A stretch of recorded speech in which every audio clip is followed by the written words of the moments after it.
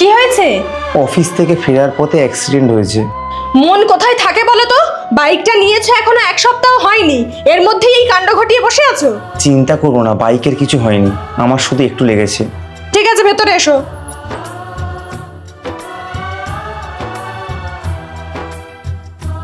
জিৎ, বলছিলাম যে আমাকে 3000 টাকা দেবে গো, কয়েকটা কসমেটিক্স নেওয়ার ছিল। জিন্সের পকেটে আছে, নিয়ে নাও।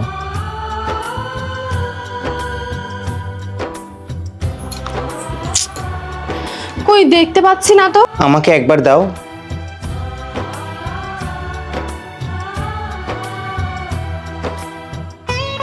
কি হলো? ও, অফিসে যাওয়ার সময় আমি নিয়ে গেছিলাম, মনে হয় যেখানে অ্যাক্সিডেন্ট হয়েছে ওখানেই পড়ে আছে। মানে সত্যি আমি ভাবতেই পারছি না যে তুমি এতটা কেয়ারলেস কি করে হতে পারো। এখন আমি জিনিসগুলো কিনবো কিভাবে? যখন থেকে বাড়ি ফিরেছি দেখছো আমার হাতে চোট লেগেছে, একবারের জন্য জিজ্ঞেস করলে না আমি কেমন আছি, কিন্তু না, সেটা জেনে তো লাভ নেই, তোমার টাকার দরকার।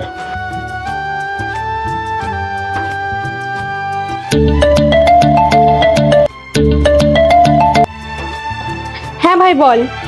দিদি, আজ না জামাইবাবুর বাইকের সাথে আমার অ্যাক্সিডেন্ট হয়েছে। ডাক্তার দেখাতে নিয়ে কি ওনার ওয়ালেটটা আমার কাছেই রয়ে গেছে, একটু বলে দিস। ঠিক আছে, এখন রাখ, আমি পরে কথা বলছি।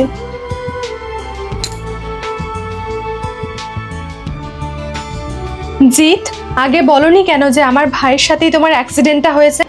বললেও কি বিশ্বাস করতে? ভাবতে নিজেকে সেফ সাইড করার জন্য তোমার ভাইয়ের ঘাড়ে দোষ চাপাচ্ছি। যা হয়ে গেছে ভুলে যাও। আর হ্যাঁ, চিন্তা করো না, তোমার ওয়ালেটটা ওর কাছেই আছে। যেই শুনলে অ্যাক্সিডেন্টটা তোমার ভাইয়ের সাথে হয়েছিল, অমনি ভয়েস টোনটা পুরো পাল্টে গেল। মানছি তুমি আমার স্ত্রী, তাও একটা কথা বলতে বাধ্য হচ্ছি, বিপদে পড়লেই মানুষকে চেনা যায়।